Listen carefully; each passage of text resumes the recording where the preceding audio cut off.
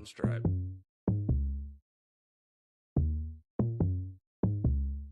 Soundstripe.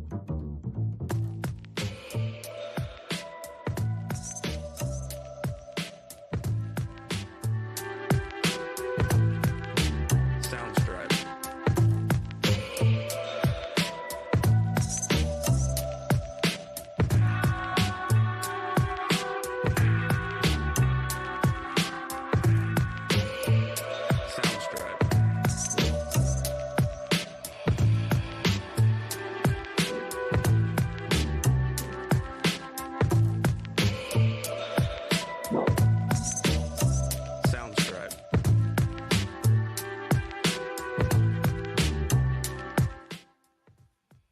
Good afternoon, brothers and sisters. I want to welcome you to the Black News Network.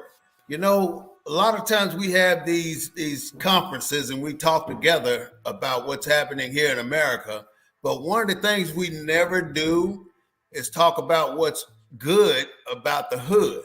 You know, there are some things that are better than every other place in the hood. You know, we work together. We produce quality people from the hood who endured the struggle and made it to bigger and better things. So let's not forget that in the hood, there's a lot of good. Every time we talk about it, we're talking about shooting and killing and poverty and bottom of the well issues. But just remember, there's always something good in the hood. This is the Black News Network, BNN 247, broadcasting live from a Black perspective. I'm Warren Smith. I'm your host for the next hour or so, and I want to thank you for joining in to listen to what we have to say. We do not own the rights to the music, but we do own the rights to what we say. So at this point in time, I want to introduce our co-hosts, which we have two today, and known by some and a few others is our friend, Mr. Claude Foster from Houston. And we also have another friend that I grew up with, Mr. Steve Harris, from way down in the Mississippi Delta. So Today's topic, gentlemen, is about the safety of Black America. And the safety of Black America surrounds how we maneuver from Washington, D.C. to Los Angeles, California, and from Nebraska all the way down to Corpus Christi in Texas. So there's a big spectrum of how we operate in this country. But what I want to discuss today is how we can do this safely and what obstacles keep us from being safe when we travel about this country. So without further ado, I'd like to open up the floor to my co-hosts and give them an opportunity to tell you their initial thoughts about where we are, and then we'll just discuss it as we move forward. But before I do that, I want to give you the protocol and the logistics of our show. Please like us on Facebook, subscribe to us on YouTube, BNN 247, and this is not a formal show. You know, we can talk shit, we can say what we want to say, we can argue, it don't even damn matter, but say what's on your mind, and that's how we do it. And you can also call in at 210-872-2261 or leave us a message and we'll see it right away. So without me going further, let's go ahead and start. Mr. Claude or Mr. Harris, one of y'all take it out. Well, good afternoon, brothers. It's good to be a part of the show. Glad to be a part of a program that focuses on black faces and Black interests. And the subject matter today, talking about safety, is always a subject matter that's important to being Black in this country.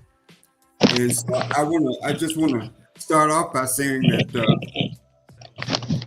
as we settle down in terms of the summer months and the traveling season is over, I always think about the Green Book, because that provided us a level of safety back in the day when we traveled from state to state, town to town. We couldn't stay in certain places. We couldn't eat in certain places. We couldn't stop at certain places because that was the kiss of death. I remember driving from Alabama to relatives in Cincinnati, Ohio, and never stopping to use a bathroom back in the day because we couldn't until we crossed that Mason-Dixon line.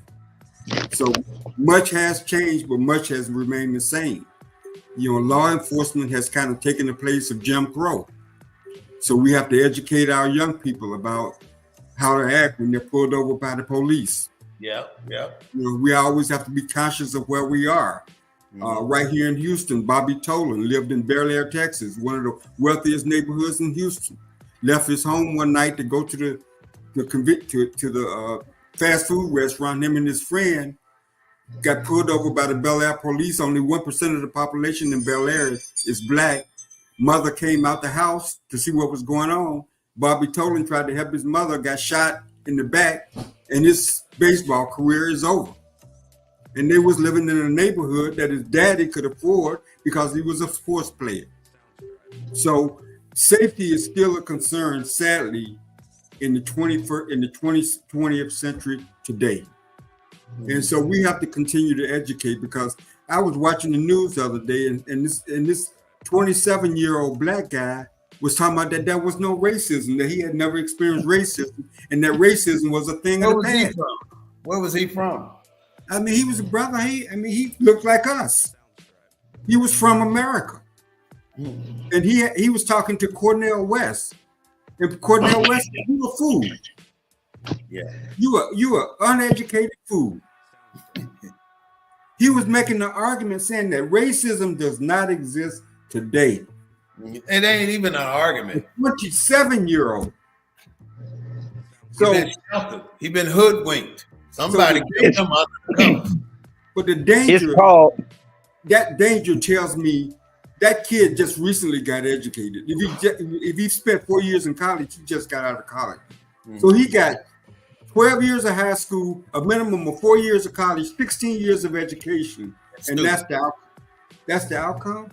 We've been reading about him in the paper, shot by the police. See, this is how we do it. You can talk long as you want to. Your subject matter can be what you want it to be. Claude just gave us a break-in on his understanding of this shit going on in America. So now, Mr. Herring, what you got on your mind? All right. Safety. As you said initially, the biggest problem is us.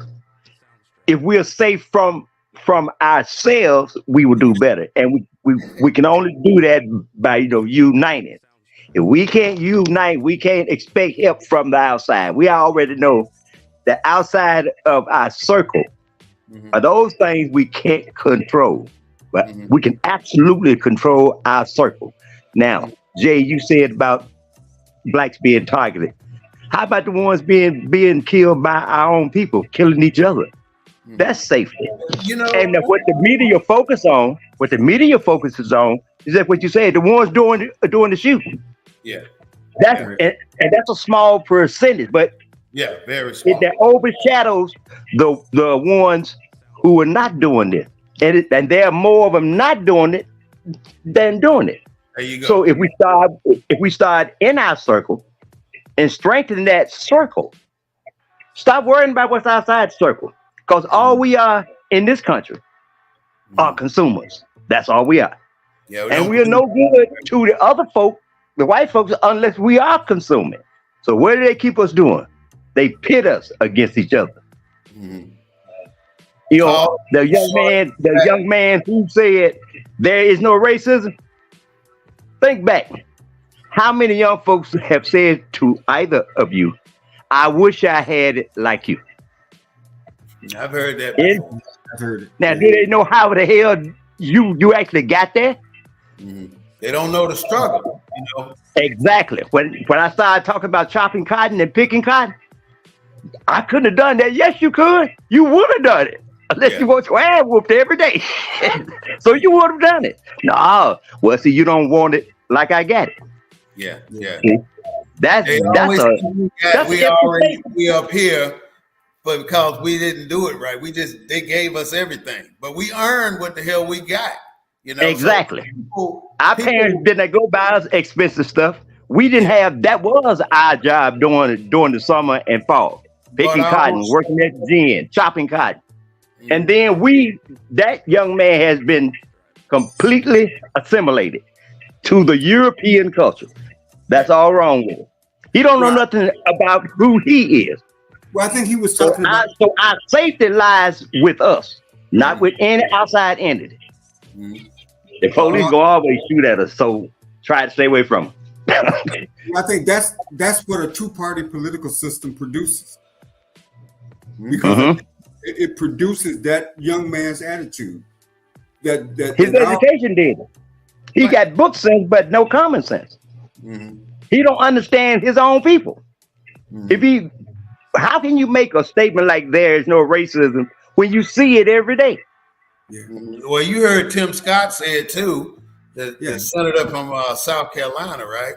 He said Uh-huh. there's no racism. There's been so many black people way up here that says here's- there's no Mm. racism. But see, here's the thing that from a political standpoint, Tim Scott says there is no racism. That's a political statement. This Right. young man said there is no racism. That's a political system, because the Democratic Party in some ways uses us, because we Both use- parties, but any party, it don't matter. Both parties do, but they use it to keep us attached to one party over the other, because racism has to exist, because the Democrats, Exactly. because the Democratic Hey, Party sees it. Wait a minute, Both time out, Claude. You said racism has to exist. Break that Yeah. down. Racism Has to. exists to keep you a Democrat. He said To must keep us exist. in that- to keep us in a particular party, whether or not our interests are ever served, Mhm. whether or not our interests are ever truly represented. If racism didn't exist, why would the overwhelming numbers of black people be Democrats? I'm not a Republican. I've finally become an independent Mhm. Mhm. about thoughts and understanding about politics. But why else? The Democratic Party never talks about the people at the bottom of the wheel. No, they don't. Never. Because it ain't about the people. Relevant to what the All you hear Democratic now, Party all you represents. hear now about politics is how we gonna get that suburban voter to vote with us. Keep us in these seats. Right. That's what they do. Let's Both not parties- forget now. We're both talking about parties- safety for us moving around in this country.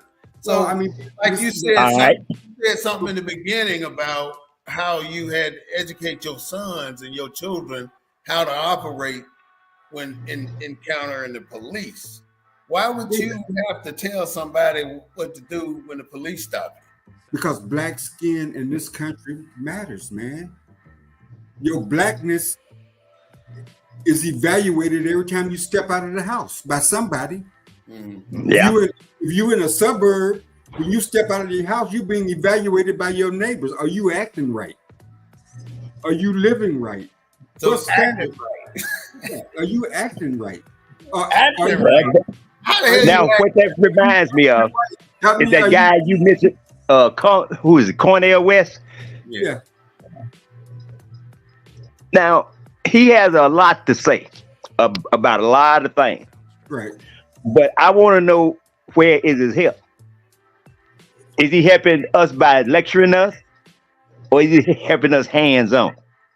I've not seen hands-on. Yeah. I've not read hands-on, but he has a lot of comments about a lot of things, and I don't devalue his information He grew or up- knowledge. He grew up down But there. In the, where is that helping safety? Mhm. Every time one of us gets shot by police, this is what happens. It makes the news cycles 3-4 times, and it's quietly shut down. Now, if you don't remember this happened, then it just goes away. Yeah. Look at the number of officers who shot black men and women and basically just walked free. well, here's the thing. They didn't even investigate. Our safety and as far as that discussion with the kids about how to behave, it ain't gonna matter if it's dark. Yeah. I promise What do you you, mean it it ain't won't gonna matter. It don't matter how old you are, how young you are after dark. Black folks have to be real protective of self. Mhm. Simple. And all the people Look at Tamir Rice. who disparage the thing about safety don't really see what's going on. If they can isolate us, if they can divide us enough, we will never come back together. Because we look at the new generation now. Right. Where they go? Where are they headed? Look forward to the next generation. I guarantee you, if either of us are still around, they're gonna be walking. Well, a good friend of mine, What's been being fed to us? a good friend of mine, That's not helpful. and you guys have heard this name, Gary Bledsoe. He's up in Austin, Texas. You know, most of the black folks in Austin live east of I-35. I mean, you can go to any town, and you know, like we was talking about, rising in the east, west, and the west. Most black folks in most cities live on the eastern quadrant of the city. Gary Bledsoe is running for city council member in District 7. He is the first African American in Austin, Texas, that is running for city council in the most liberal city in the state. That's running from a council district that's not east of I-35. This is 2024. Is that light skinned? Is he light skinned? You know Gary Bledsoe. He's tall. He's light skinned. You got the look, Steve. What we talk about, But my point is, he's the first African American, great state of Texas, that's running for city council in the most liberal city in the state of Texas, that is other than east of I-35. Wow. That's the first one. We was talking about black people. We have no homeland that we have developed, that we have made safe. We got nowhere. We got nowhere. Because that's a good point. Right. That's the point I wanted to bring in. We have no homeland that we have made safe for our existence. Our home, all the spaces that we occupy are occupied by somebody else, are controlled by somebody else. We have no homeland in this country. You can't say we didn't try. You know, Well, your map proves that we tried. The map that you put up before the show that shows all the black towns and black communities. We tried. That were burned down. That were burned down, were economically starved to death. I mean, you name it. Yeah. Well, these are the cities that we know of that were black massacre. It's just a bunch in Alabama. I mean, the worst thing I've seen where we couldn't be safe was in church. They've had at least 10 different shootings in black churches by white people. And when I say shootings, I mean shootings plus bombings. Like, look at the 4 girls out of that church, Ebenezer Baptist Church in Alabama, your hometown. Birmingham. In Birmingham, Alabama. You down the street from there, right? Yeah, I'm about 90 miles away. You know, Selma's in the middle of the state. So how old were you when that bombing happened? I was a preteen. But you do remember? Yeah, I remember. I mean, it scarred everybody. If you were young in the South, you were scarred by that bombing. The church was out. Were you told to stay at home or something, or don't go there?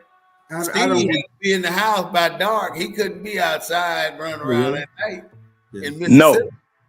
Well, I mean, I just like most black my kids. father had one saying: "Don't let those street lights come on, and that you're not in this yard." He don't mean standing on the sidewalk talking. Because our across the street, in the house, you got to be in that yard. Our families knew that we had no value. Look at Tamir Rice. That cop that shot Tamir Rice said he thought he was 22 years old. That boy was 12 years old. That was a kid. Yeah. We saw a kid. That cop saw a man. Well, there was a shooting right here in this county recently where a police officer shot a little kid, right? What is it? About 7 miles from me. And it was a black officer. And the officer knew the kid's mama. The woman told the police officer that there was nobody in the house. You know, that's the problem. She was setting the police officer up. I don't know why she didn't tell the police officer her son was in the house. So it makes me think She trying to get a Some son. so that gives the right too much leverage. If they can get us to send it, if we police for a safety check or a health and welfare check, you know, especially when you got caught, like the one that went to this woman's house a few days ago and shot her in the face for taking hot water off the stove. He was at least 20 feet away. So how can that be a threat to you? You know how back in the day, for that. when you read in history where a black person says something and it just sets white people off and they just go ballistic. She said what she said, and what she told him that religious, right? I think it set him off in that way. She said, "I rebuke you." Yeah, I think that repugnant that set him off in such a manner that he just lost it. He lost control. A safety check doesn't carry a life sentence. A safety check, anything. I mean, think about it, man. That's why you think our black parents, our forefathers, told us to be in by dusk, because they know the dangers. They know the people. They know the mindset of these people that still exist to this day. The cop that shot Tamir Rice in the wealthiest neighborhood said, "You don't belong here." Look at the He wasn't driving a hoopty. He was driving a luxury vehicle. Well, you know, when we got one of those, we're the ones selling that drug too, right? But you don't know who that one is. Well, they don't know. So they make us all criminals. They try to criminalize every one of us. So we've had a good opening discussion. So let's take it somewhere else. I'm saying, let's talk about a personal experience where we felt unsafe operating in America. So do you have a situation? I do. I was on my way from Fayetteville, North Carolina, back down to Inverness, Mississippi, and I was driving a 73 Gran Torino and the radiator busted. And along come this white man with coveralls on and an old raggedy ass truck, you know, and I'm scared of the motherfucker because I always keep my guns in the car. I had a shotgun. My man. He took my car up to his truck and told me back up in the woods, and I'm stupid enough to let him do it. You know, I'm back there steering the car, so I can't tell him where to go. He pulled me up to an old raggedy ass shop that looked like it was built in the 1800s. He pulled my radiator and he fixed it, put it back in my car and filled it back up and showed me how to get up out of there. But I was scared as hell, but just because of the nature of him being white and me being black. You know, but he didn't charge me a dime. So I found some goodness in that white man at that time, but not all the time. So that was one of my situations. What about y'all? Well, you know, I got a situation that's a little bit different. I mean, I grew up in Alabama, so the enemy or the danger was racial. You know, the danger was white versus black. So all the precautions that we took was based on that holistic danger. But where I came close to death was right here in Houston. I was working at city council. I had gone to a black neighborhood to help a black family deal with an issue. I pull into a service station. A black guy, a young punk, pulls into the service station in front of, right after I did, pulled the gun on me because he thought I disrespected him. Thought I cut him off. I'm driving a nice car. I had a suit on, and he took his anger, whatever frustration, out on me. Thought I disrespected him. I threw up my hand like this and said, "I'm sorry," and with my lips so he could understand the word "I'm sorry." And he turned around and just drove right past me. I would have been dead today. So the danger is in our community as well. That's why we gotta deal with these people at the bottom of the well. Because unlike white folks don't have to go into our communities. We do. No. We do. But look at this then. We gotta go to church. All right. Yeah. All right. Now check this out. Now every weekend where I live, they set up what they call a safety checkpoint. Mm-hmm. Every weekend. and that's going to be set up around 10:30, 11 when people are trying to come home. There are a lot of people from this area who go over there to drink and party. And I used to be one of them. Mm-hmm. I used to be one of them. After 2 DUIs, I went through that sober. Saw the same guy, and he treated me the same way as if I was drunk. Yeah. But looking at all those lights and being sober, he wanted me to step out the car. I refused. I told him, I don't feel comfortable with you. Get your supervisor. So he went and got supervisor. I talked to him and I drove away. I just don't feel safe with them, period. Well, Not that they're always wrong, because they were right on those two DWIs or DUI, whatever the heck that they call it, but it cost me enough to get that sense. So now these are not safety checkpoints. These are roadblocks. Because they're set up in a spot where you don't see, and you going 65, 70 miles an hour, and you turn the right turn, and you got to stop. Drugs are illegal activity going on, and they had no right to block your passage. Well, one of the reasons why our space is getting back to the topic of the show and our neighborhoods are so dangerous is because that's where the money folks, the political contributors, the business people, where you think they exercise their trade in our community? You saying they bring that product to us and let us test it? Is that what you're saying? No, I'm saying whatever illegal activity can make money for that group is done in our spaces. But see, we the one doing the still. No, but what I'm saying we got to get out. We need to. If they create jobs, they create livable wage jobs. Livable. Yeah, but you can probably convert some of those people to go straight. But as long as minimum wage and this stuff is set up the way that it is, we will always be outside of their circle. Now, what I'm saying is we don't have the bandwidth, we don't have the kind of power and the influence to allow that kind of conduct to go on in our communities. That ain't. Yes, we do. Yes, we do. I disagree. I mean, how much money do we spend annually with that white folks? And imagine keeping it in our own neighborhood. $1 circulating in their neighborhood a minimum 14 times. Ours 6 to 7. Come on. We got the resources. Economic impact. Yeah. We take that money. If tomorrow morning did no black folks go to work, nor and while they off, take all of their money out the banks. But what I'm saying, this country would fold. So we need to unite ourselves. That's what I'm looking at. Stop worrying about the outside circle. Let them do what they do. But if we come together, if we unite, we got power. It's just diluted. It's diluted. By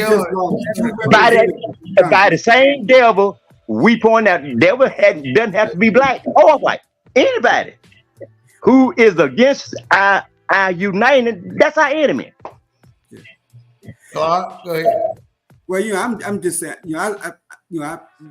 my background is political stuff. So I'm saying, like, I lived in San Antonio. The reason why I brought up Gary Bledsoe, I don't think has any African American represented a district outside of District 2 in San Antonio. Well, right. I don't know nothing about that, but I know about here. We got our first black sheriff.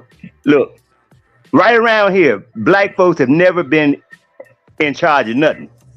Nothing. Not even picking up trash. But now all of a sudden, I see all of the little city jobs here.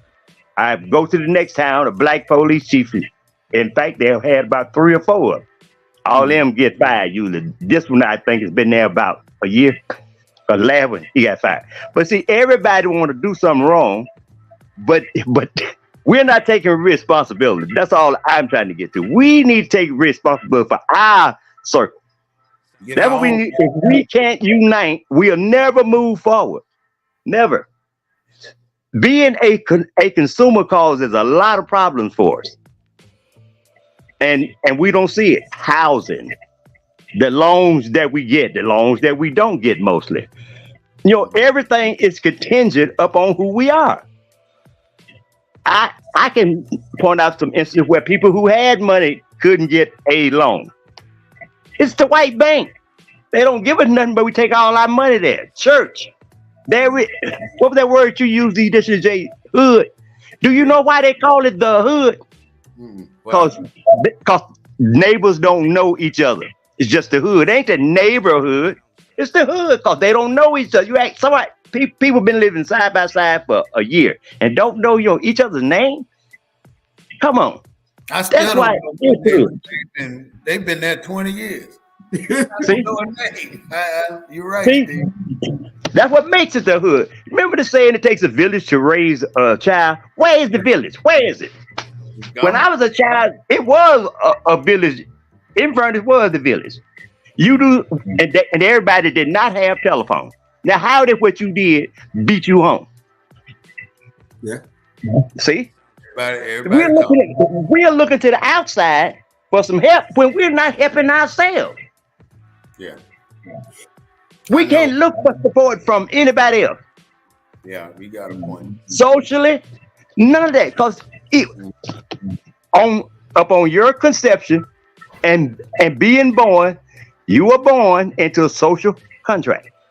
And that social contract means you're going to obey the law, do the right thing, get a job, pay some taxes to support them. It's the same game. In our own neighborhood, we take our money, we go to work, and we take it right on back to it. Mm-hmm. We up in the mall. Mm-hmm. We buy stuff that we don't need. See, we need unity. Even the church, it's in the neighborhood, but it don't serve us. It's just sitting there. They just collect the money.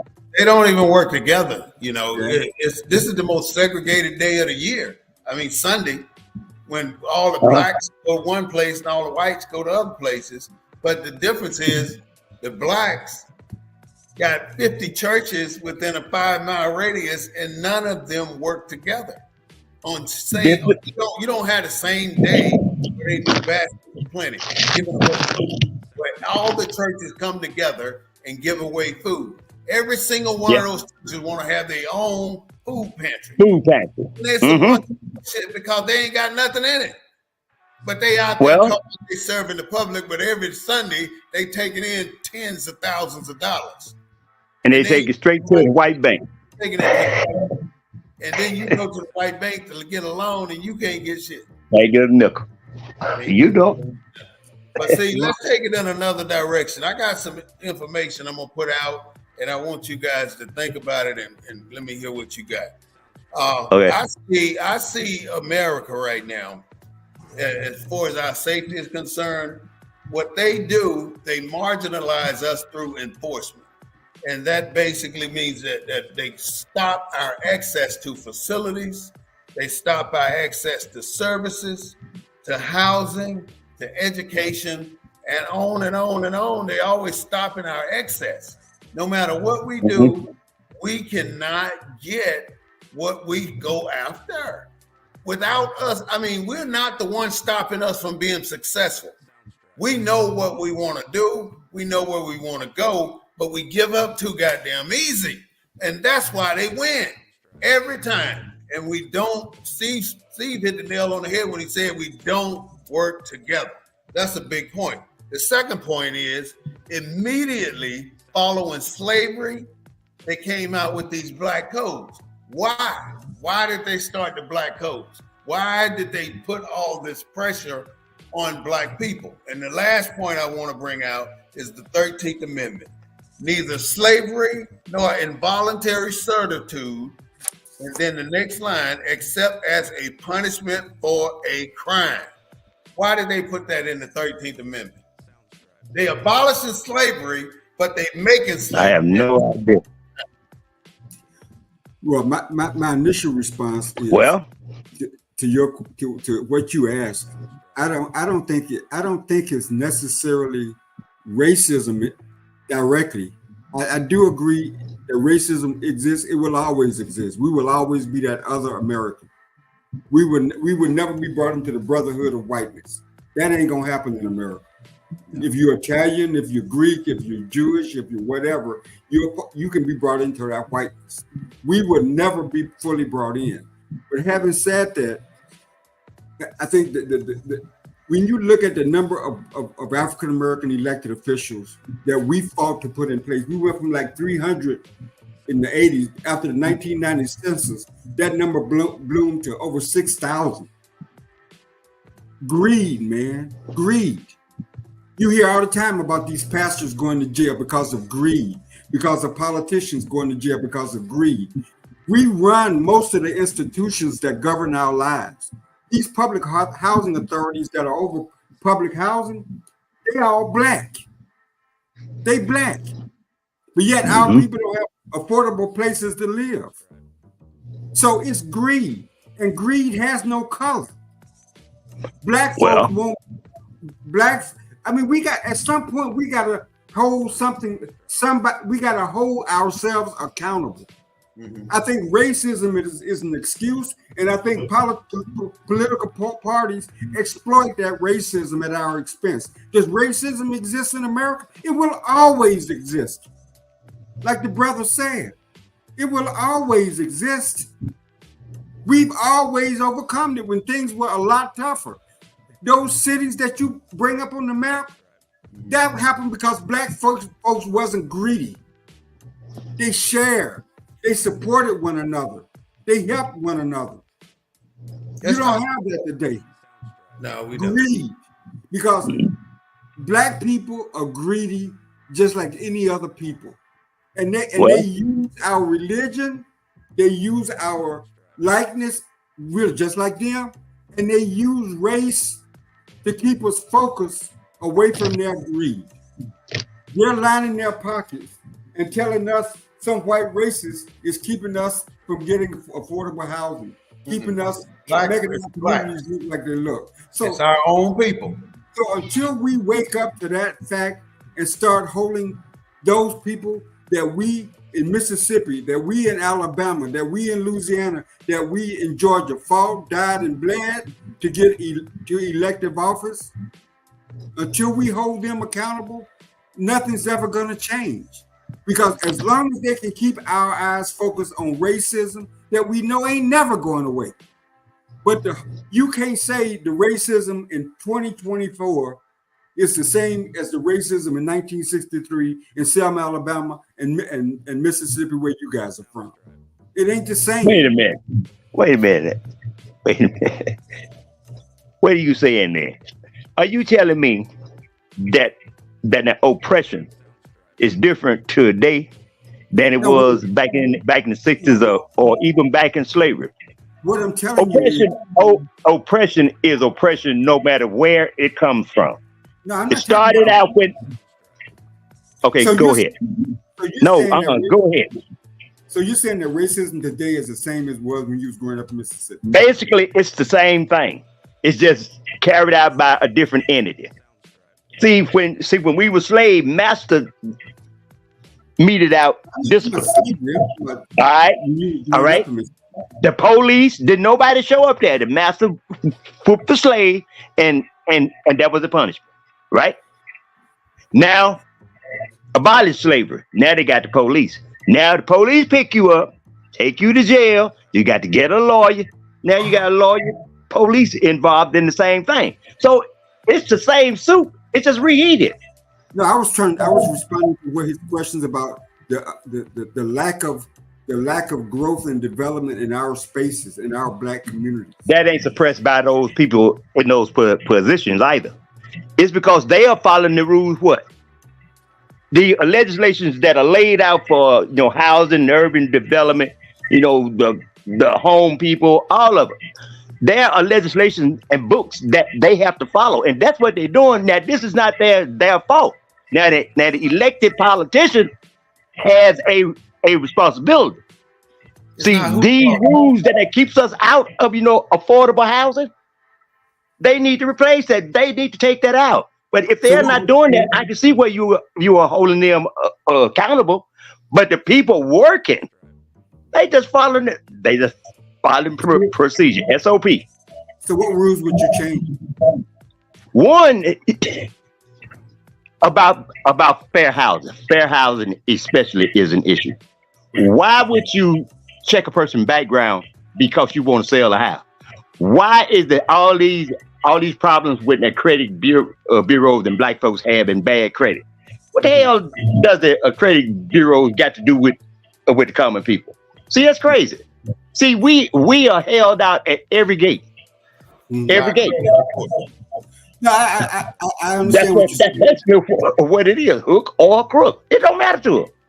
It don't matter to the black people doing it, nor the white people. Again, I hold my person accountable. I can't point at nobody else, because every time I point at somebody, I got 3 more pointing back at me. Unless I voice this on another stage. When I talk to politicians, preachers, anybody who want to listen, my theme is the same thing: unity. If we learn to take care of ourselves, we learn to keep our own money. That's how the Black Wall Street and Tulsa came up, because the money stayed there. That's how Rosewood came up. The money stayed there. They were doing better than the white folks over in the next little community. They didn't like that. So one lie, it destroyed it. See, we keep pointing fingers. Stop pointing fingers, please. So you're arguing. We already know why this system works for them, because they wrote it. It was for them and not for us. Okay, I get that point. So you're saying that because the system is we know it's racist, there shouldn't be no accountability. Systemic, yes. On our part. We'll never get away, because we got to go through that same system. Unless we change how the system is operated. That's what we need to be. So how do we do that? How do we put in people who are accountable? So how right. do we do that? That's what you want to change it. It's the politicians in the position that they can change, not the public employee. No, they just follow the book. I wasn't talking about the employee. I was talking about he was talking about the churches, and we was talking about the politicians. The church is a building that just sits there. Politician is the one who is never late.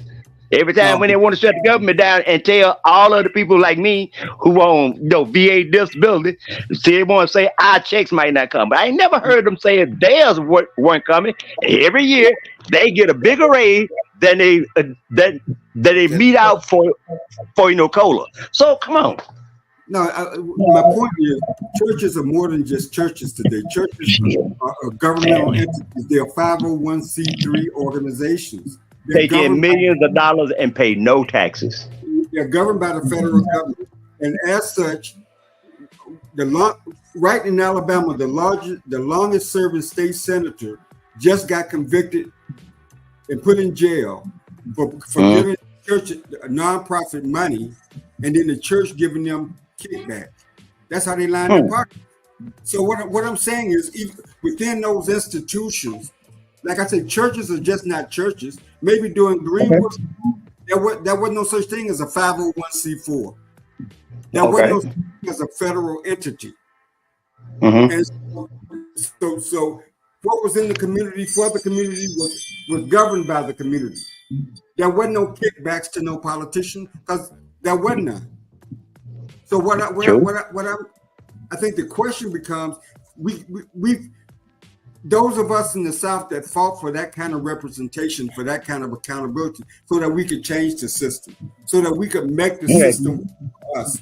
And if that structure is corrupt, if the structure that we fought, bled, and died to put in place to neutralize that system that excluded us becomes corrupt, I don't understand how we're ever going to achieve what you propose. Well, why don't we change how that system operates? Well, some people are. But now, we gotta do some work ourselves, not be totally dependent on that politician. We got to pressure these politicians. No organizations that'll do what you're saying, Steve. I mean, the only thing we got is NAACP, and they bought out already. That's all Well, we that's got. pretty much it. And ACLU can only take so many cases each physical year because they got so X number of dollars. So everywhere we could be helped, We would have there's no money. brand new organization to produce the unity that you're talking about. Well, it starts at home. And you see, when I was a child coming up, we were taught certain things to do and not to do. See, this discipline starts at home. But when you got children raising children, it ain't gonna happen. You are correct. I'm not saying go and you'll have an abortion. I'm just saying. You Go ahead. I got a question for you guys. Which one is safer?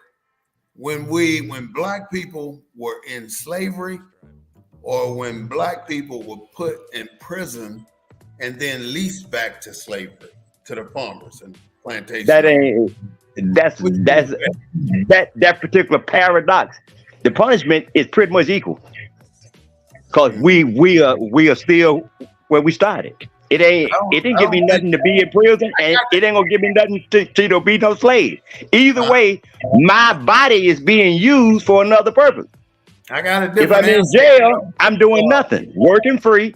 If I'm outside as a slave, I'm working, and I'm still working free. Still working for you. Well, I think in the context of your question, I think there's nothing that compares to slavery because as a slave, you was less than a human being as defined by this. You think you more now? Why do they keep shooting us like it's open season? I'm saying in a political sense. Okay. And immediately after slavery, you was only 60% of a man, 3/4. So what I'm saying is, at least, and that's under law now. I mean, that's under this Constitution, right? I mean, that governs all of us. So yes, at least when slavery was over and they passed the 15th Amendment, and except for criminal conduct and what have you, you were still a man. You wasn't less of a man. As defined by this. It says it in most of the documents they create. Remember, we are a political body. We are pawns in the political system. I agree. We are pawns. It's like we're. I served in the military. I think some of you have. Yes, I did. The idea that black people were just as soldiers were kind of uniquely inferior to other soldiers. White people. That's all in service. So we have always, throughout history, even to this day, we are still fighting for full equality. Just because the law and that little bit of security that we had, they abolished that one. Yeah. Well, let me answer after Brown versus the Board of Education, go ahead. Let me answer the question that we asked. Two things. You got slavery when we were all under the plantation, and then we got the prison system where the plantation owners could go to a prison to Parchman in Mississippi and lease out all the people that they have locked up to work on the farm.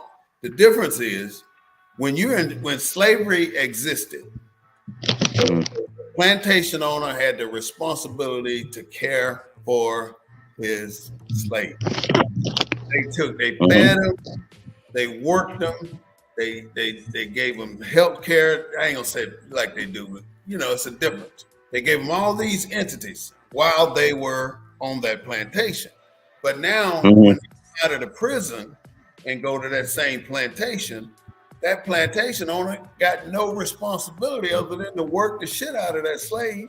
He ain't got to worry about feeding him. He ain't got to worry about clothing him. He ain't got to worry about none of that because that's the responsibility of the prison. So when people got leased out from the prison system, they got treated way worse than the slaves. So right now, today, it's worse. It's worse now because they still lease people out to the plantations. I still say you can have the shackles on your ankles or on your mind. Either way, it's still slavery. You know, it's funny you bring that up. Now, that's the brutality of physical slavery was worse, but the impact is the same. They are producing folks who gonna follow what they say. Right.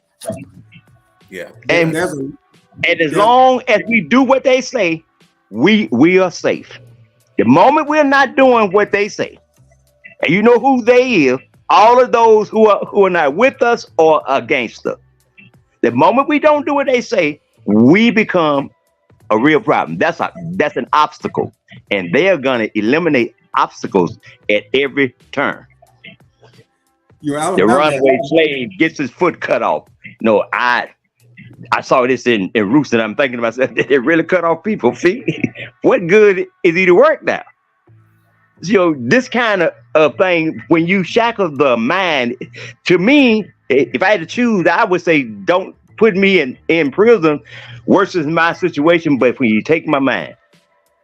And that's what's wrong with most of us. We believe, some of the younger folks believe that we are equal.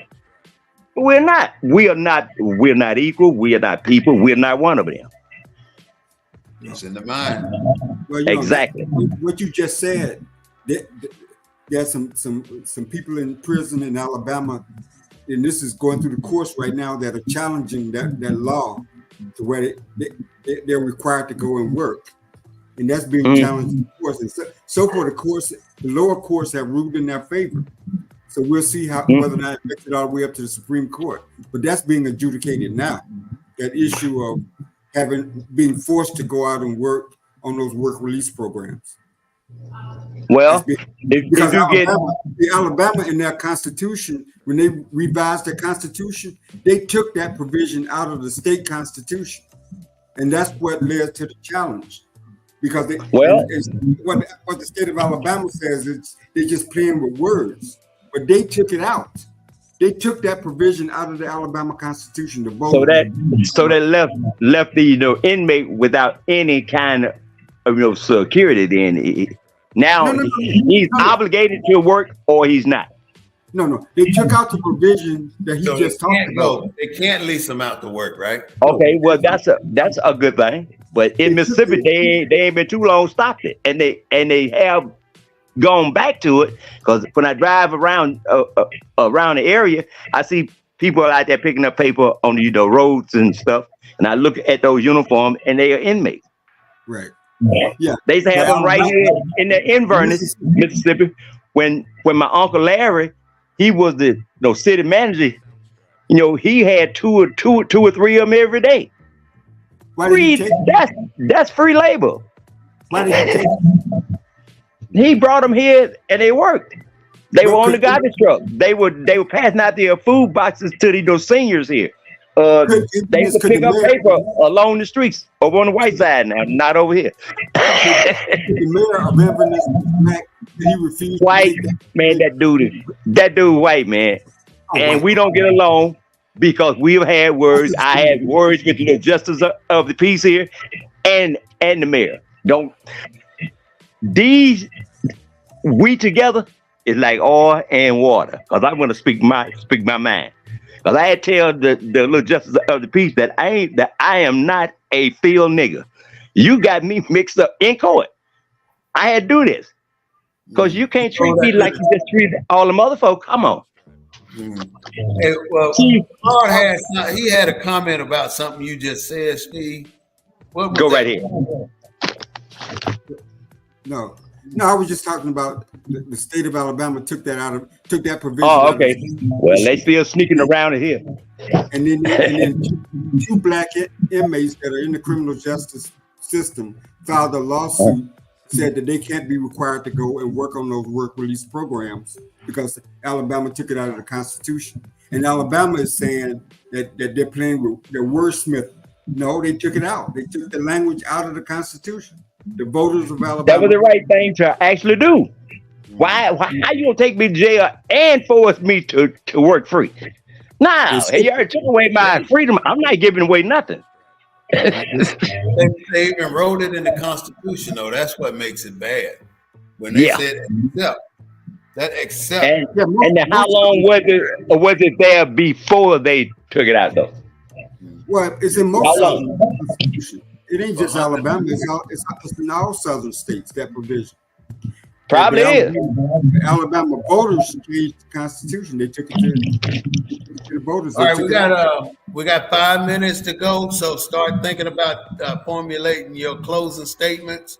But we're not there yet, so keep on with what you got. Okay. The whole show is focused on the safety of the Black community, and my argument is we really have no Black communities. We have places that have been staked out for Black folks that could be taken at any moment. And I think the reason why you don't have serious development is because we don't own the space. But you said something in the beginning, Claude. You said something about how when they come back in, they were there first, and then we moved in, and now they're coming back, and we got to move out. Right. You were talking, what would you mean? Because we don't own it. Gentrification is going on. We're leasing it. We don't own. Like you could say, like you always say, I don't own the rights to this music. Mm-hmm. We don't own the rights to that spaces because we didn't pick the space out. And we really have no Black homeland in this country. So do you think they actively try to make it that way, where we're all actively? They don't have to actively make it that way. What they have in place is a system that we hadn't challenged. Now let me tell you how those places come to be.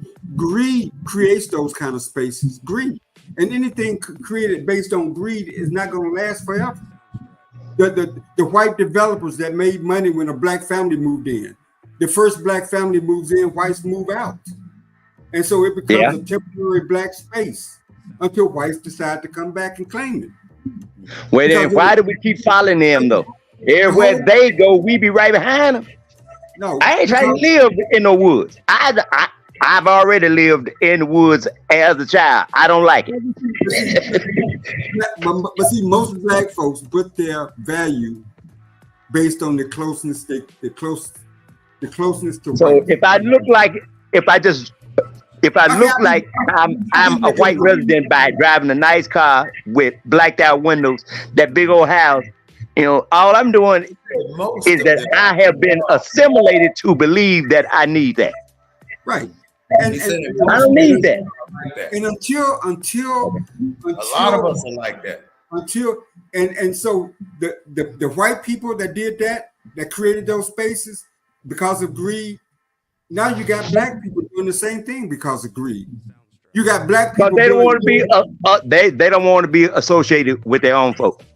You got Black people approving Black politicians, Black elected officials approving for low-income housing to be built on hazardous waste sites. Absolutely. Do that. We grew up on a hazardous waste site. But exactly. It was smothering almost 24/7. This ain't 1952 or 53 or 54. These are Black people minding the store. But greed has no color, man. Absolutely not. It's all about profit. But as long as we're almost an hour about, and as long as we're emotionally attached to skin color, race, we will never see the forest for the trees. We will never see the greed perpetrated on us by against them. Claude, when you take a person's language, history, and culture. So you want to go ahead, Steve, and give us your closing statement? Steve, go ahead and give us your Mine is that once you take any people, if you take their history, their language, religion, and subject that people to another system, it is to benefit who did this, which was the slave owners. When you do this, it's hard to get back anyway, because they have already pitted us against each other. The light-skinned, the dark-skinned, the pretty one, the ugly one, the big strong one, everything has been pigeonholed.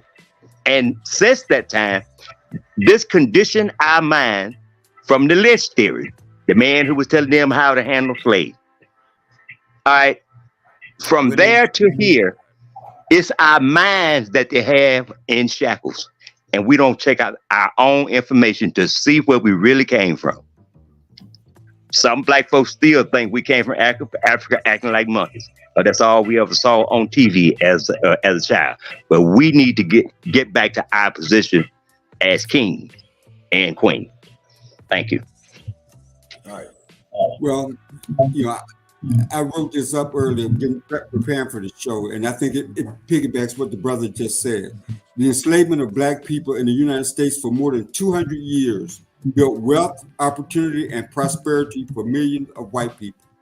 At the same time, slavery assigned to us a lifelong status of bondage and servitude based on race, and created a myth of racial inferiority to justify that racial hierarchy. Under the racist belief system, whites were hardworking, smart, and morally advanced, while we were denied with dumb, lazy, childlike, and uncivilized. And we got an education system still built around those myths.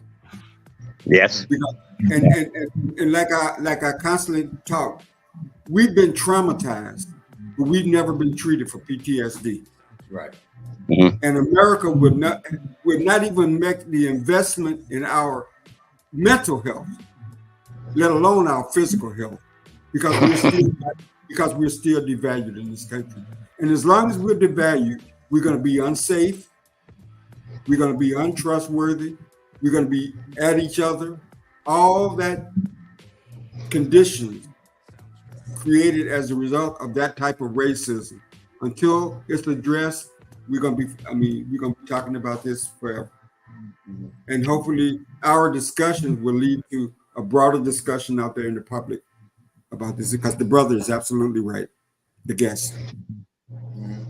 Well, this is BNN 247, the Black News Network, and we've just completed 1 hour of discussion concerning our people. And we've come out with 2 solid facts that exist in our community that we have to change. Each of us must change what these brothers just talked about. The one thing that I heard from Mr. Steve Herron from Inverness, Mississippi, is that we got to unify. And if we never unify, we are never going to get past that Willie Lynch syndrome where we're separating our people. And the second thing I heard from Mr. Claude Foster from Houston, Texas, is that we have to unify. He said the brother is right, that we must unify on what we have to do, and we don't have that one place that we need in the entire United States of America. We got to unify. We got to find our own niche, and we got to claim it.